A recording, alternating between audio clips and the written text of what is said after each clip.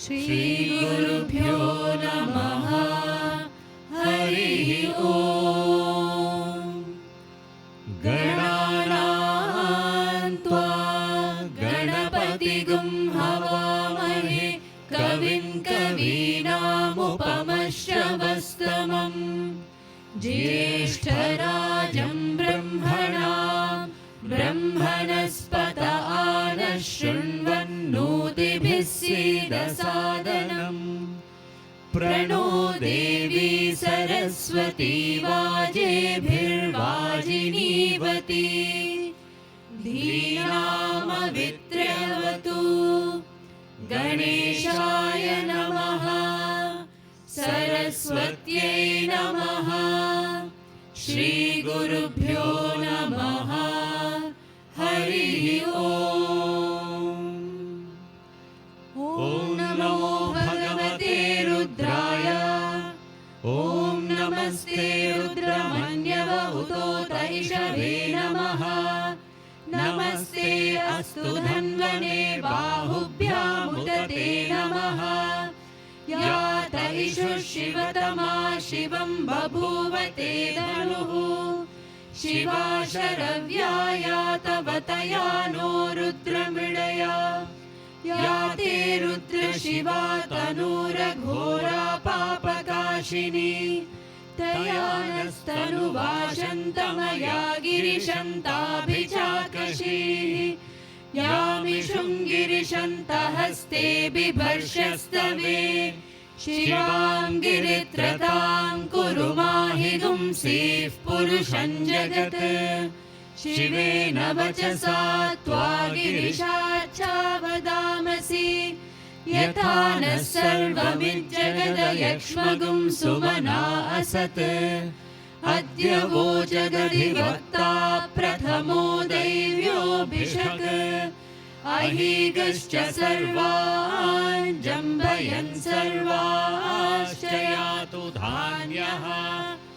असौ यस्ताम्रो अरुण उत बभ्रुः सुमङ्गलः।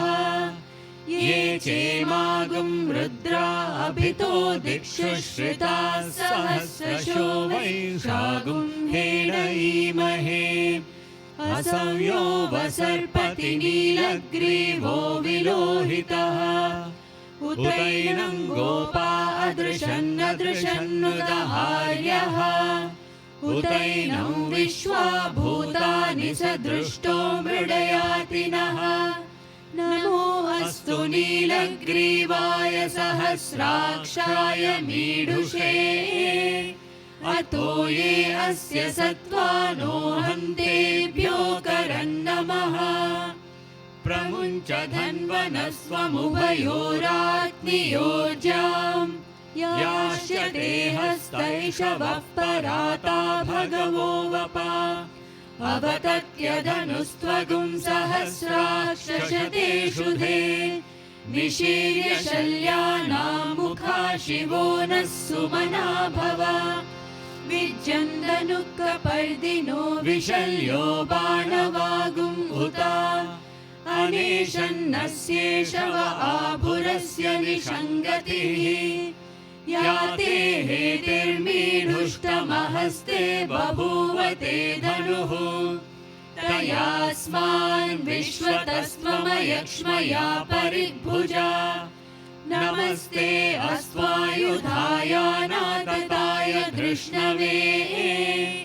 उभाभ्यामुत ते नमो बाहुभ्यां तव धन्वने। परिते धन्वनो हेतिरस्मान् वृणक्तु विश्वतः। अथो य इषुधिस्तवारे अस्मन्निधेहितम्।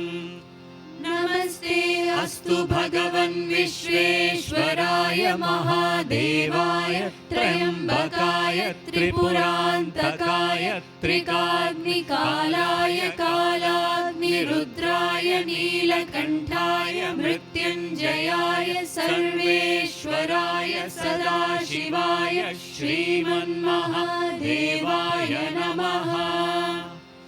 नमो हिरण्यबाहवे सेनान्ये दिशां च पतये नमो नमो वृक्षेभ्यो हरिकेशेभ्यः पशूनां पतये नमो नमः सस्पिञ्जराय द्विषीमते पथीनां पतये नमो नमो बभ्लुषाय विव्याधिने नानां पतये नमो नमो हरिकेशायोपवीतिने पुष्टानां पतये नमो नमो भवस्य हेत्यै जगतां पतये नमो नमो रुद्राय तताविने क्षेत्राणां पतये नमो नमः सूताय हन्त्याय वनानां पतये नमो नमो रोहिताय स्थपतये वृक्षाणां पतये नमो नमो मन्त्रिणे वाणिजाय कक्षाणां पतये नमो नमो भुवन्तये वारिवस्कृताय औषधीनां पतये नमो नमः उच्चैर्घोषाय क्रन्दयते पत्तीनां पतये नमो नमः कृत्स्नवीताय धावते सत्त्वनां पतये नमः। नमः सहमानाय निर्व्याधिन आव्याधिनीनां पतये नमो नमः ककुभाय निषङ्गिणे स्त्रेणानां पतये नमो नमो निषङ्गिण इषुधिमते तस्कराणां पतये नमो नमो वञ्चते परिवञ्चते स्थायूनां पतये नमो नमो निचेरवे परिचरायारण्यानां पतये नमो नमः श्रिकाविभ्यो जिघागुं सद्भ्यो मुष्णतां पतये नमो नमो सिमद्भ्यो नक्तञ्चरद्भ्यः प्रकृन्तानां पतये नमो नमः उष्णीषिणे गिरिचराय कुलुञ्चानां पतये नमो नमः इषुमद्भ्यो धन्वाविभ्यश्च वो नमो नमः आतन्वानेभ्यः प्रतिदधानेभ्यश्च वो नमो नमः आयच्छद्भ्यो विसृजद्भ्यश्च वो नमो नमोऽस्यद्भ्यो विद्यद्भ्यश्च वो नमो नमः आसीनेभ्यः शयानेभ्यश्च वो नमो नमः स्वपद्भ्यो जाग्रद्भ्यश्च वो नमो नमस्तिष्ठद्भ्यो धावद्भ्यश्च वो नमो नमः सभाभ्यः सभापतिभ्यश्च वो नमो नमो अश्वेभ्योऽश्वपतिभ्यश्च वो नमः। नमः व्याधिनीभ्यो विविध्यन्तीभ्यश्च वो नमो नमः उगणाभ्यस्त्रिगुंहतीभ्यश्च वो नमो नमो गृत्सेभ्यो गृत्सपतिभ्यश्च वो नमो नमो व्रातेभ्यो व्रातपतिभ्यश्च वो नमो नमो गणेभ्यो गणपतिभ्यश्च वो नमो नमो विरूपेभ्यो विश्वरूपेभ्यश्च वो नमो नमो महद्भ्यः क्षुल्लकेभ्यश्च वो नमो नमो रथिभ्यो रथेभ्यश्च वो नमो नमो रथेभ्यो रथपतिभ्यश्च वो नमो नमः सेनाभ्यः सेनानिभ्यश्च वो नमो नमः शत्रुभ्यः सङ्ग्रहीतृभ्यश्च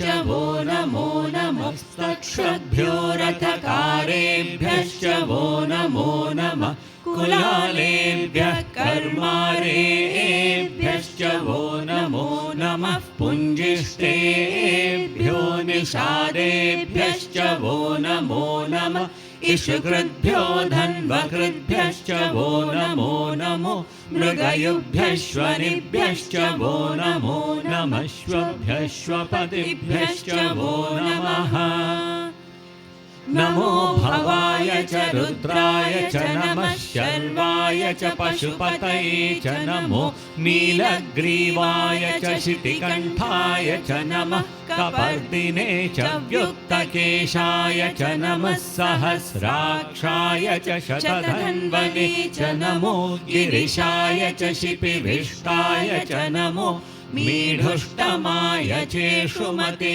च नमो ह्रस्वाय च वामनाय च नमो बृहते च वर्षीयसे च नमो वृद्धाय च संवृध्वने च नमो अग्र्याय च प्रथमाय च नमः आशवे चाजिराय च नमः शीघ्रियाय च शीभ्याय च नमः ऊर्म्याय चावस्वन्याय च नमः स्रोतस्याय च द्वीप्याय च नमो ज्येष्ठाय च कनिष्ठाय च नमः पूर्वजाय चापरजाय च नमो मध्यमाय चापगल्भाय च नमो जगन्याय च बुद्धियाय च नमः सोऽभ्याय च प्रतिसर्याय च नमो याम्याय च क्षेम्याय च नमः उर्वर्याय च कल्याय च नमः शोक्याय चावसान्याय च नमो वन्याय च कक्ष्याय च नमः श्रवाय च प्रतिश्रवाय च नमः आशुषेणाय चाशुरथाय च नमः शूराय चावविन्दते च नमो वर्मिणे च वरूदिने च नमो बिल्मिने च कवचिने च नमः श्रुताय च श्रुतसेनाय च नमो दुन्दुभ्याय चाहनन्याय च नमो दृष्णवे च प्रमृषाय च नमो दूताय च प्रहिताय च नमो निषङ्गिने चेषुधिमते च नमः तीक्ष्णेशवे चायुधिने च नमः स्वायुधाय च सुधन्वने च नमः श्रुत्याय च पत्याय च नमः काट्याय च नीप्याय च नमः सूत्याय च सरस्याय च नमो नाट्याय च वैशन्ताय च नमः कूप्याय चावट्याय च नमो वर्षाय चावर्ष्याय च नमो मेघ्याय च विद्युत्याय च नमः ईद्रियाय चातप्याय च नमो वास्त्याय च रेश्म्याय च नमो वास्तव्याय च वास्तुपाय च ॐ हर हर हर हर ॐ नमः सोमाय च रुद्राय च नमस्ताम्राय चारुणाय च नमः शङ्गाय च पशुपतये च नमः उग्राय च भीमाय च नमो अग्रे वधाय च दूरे वधाय च नमो हन्त्रे च हनीयसे च नमो वृक्षेभ्यो हरिकेशेभ्यो नमस्ताराय नमः शम्भवे च मयो भवे च नमः शङ्कराय च मयस्कराय च नमः शिवाय च शिवतराय च नमः स्थित्याय च कूल्याय च नमः पार्याय च वार्याय च नमः प्रतरणाय चोत्तरणाय च नमः आतार्याय च लाड्याय च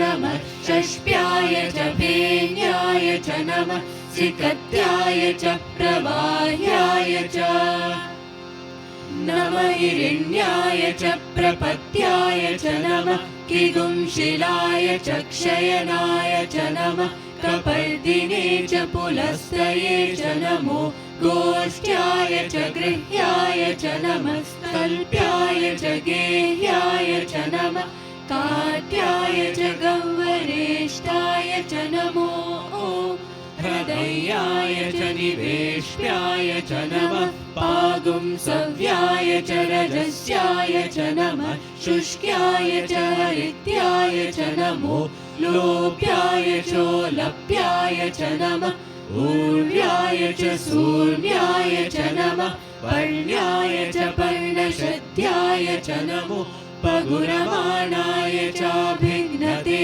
च नमः आर्खिडते च प्रखिडते च नमो वक्किरिकेभ्यो देवानागुं हृदयेभ्यो नमो विक्षीणकेभ्यो नमो विचिन्वत्केभ्यो नमः आनिर्हतेभ्यो नमः आमीवत्केभ्यः द्रावे अन्धसस्पते दरिद्रन्नीललोहिता येषां पुरुषाणां येषां पशूनां माभिर्मारोमो येषां किञ्चनाममत् या ते रुद्रशिवा तनुशिवा विश्वाः भेषजी शिवा रुद्रस्य भेषजी तया नो मृडजीवसे इमागुं रुद्राय तवसे कपर्दिने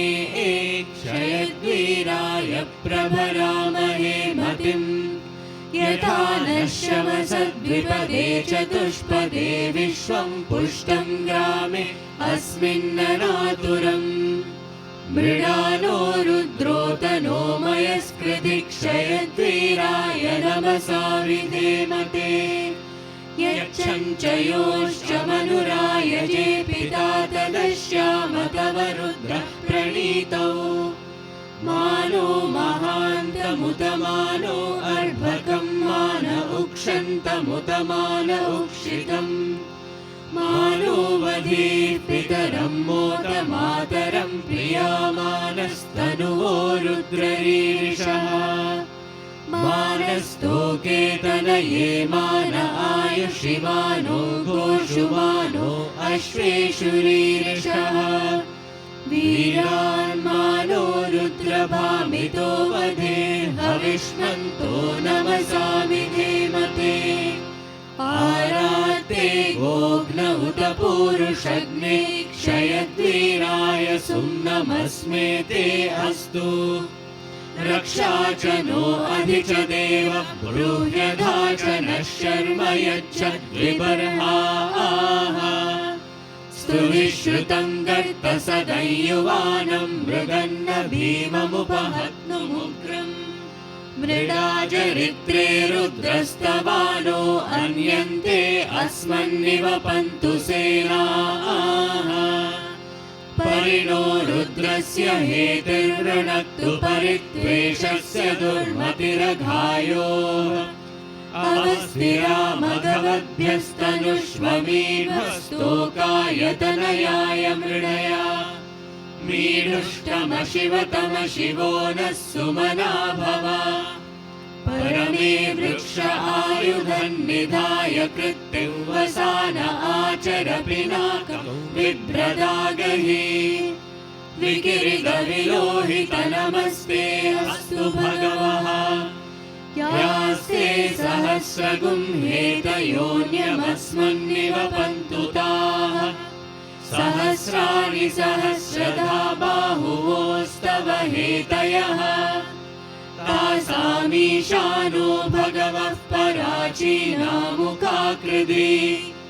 सहस्राणि सहस्रशो ये रुद्रा अधिभूम्याः तेषागुं सहस्रयोजने वधन्वानि तन्मसि अस्मिन् महत्यर्णवेऽन्तरिक्षे भवा अधि नीलग्रीवाश्रितिकण्ठाः शर्वा अधः क्षमाचराः नीलग्रीवाशितिकण्ठादिवगुं रुद्रा उपश्रिताः ये वृक्षेषु सस्मिञ्जरा नीलग्रीवा विलोहिताः ये भूतानामधिपतयो ऋषिकासः कपर्दिनः ये अन्येषु विविध्यन्ति पात्रेषु पिबतो जनान् ये पतां प्रतिरक्षय ऐलभृदाय व्युधः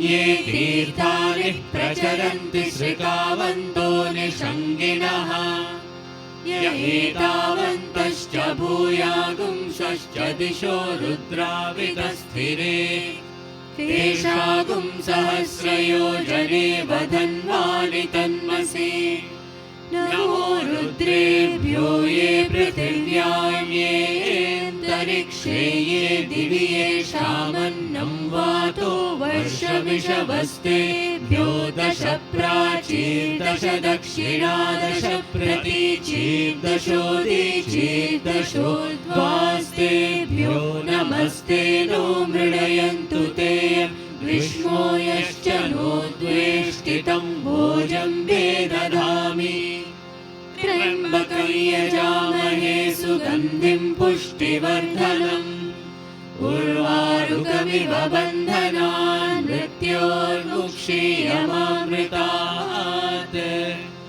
यो रुद्रो अग्नौ यो अप्सु य ओषधीषु यो रुद्रो विश्वा भुवना विवेश तस्मै रुद्राय नमो अस्तु एते सहस्रमयुतं पाशा मृत्योर्मर्त्याय हन्तवे तान् यज्ञस्य मायया सर्वानवयजामहे मृत्यवे स्वाहा मृत्यवे स्वाहा प्राणानां ग्रन्थिरसि रुद्रो मा विशान्तकः तेनाप्यायस्व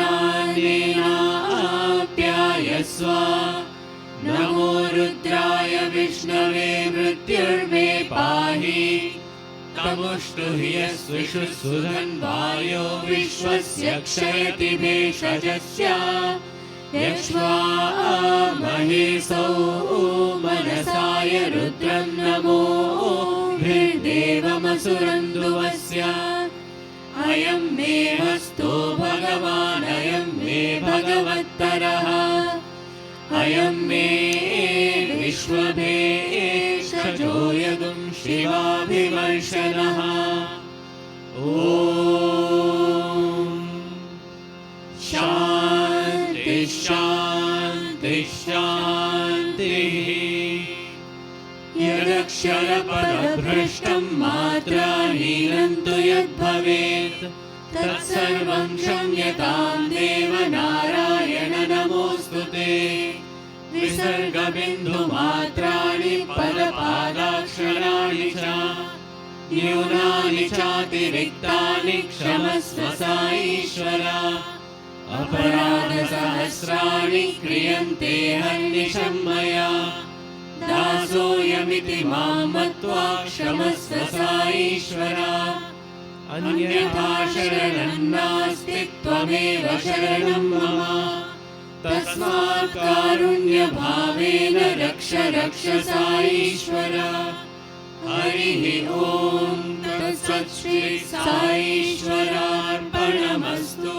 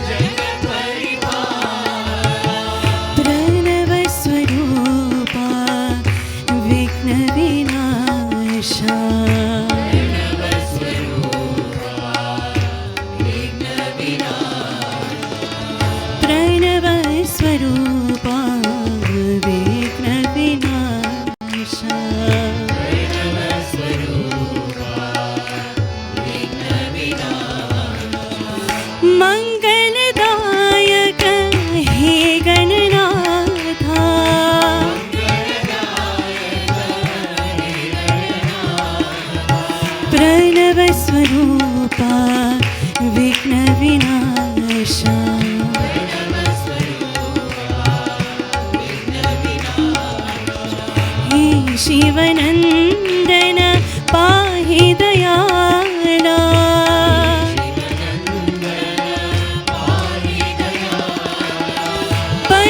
पर्तिपुरीश्वर जगत् परिपाला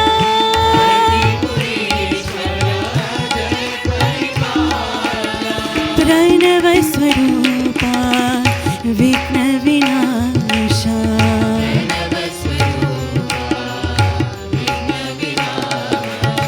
प्रणव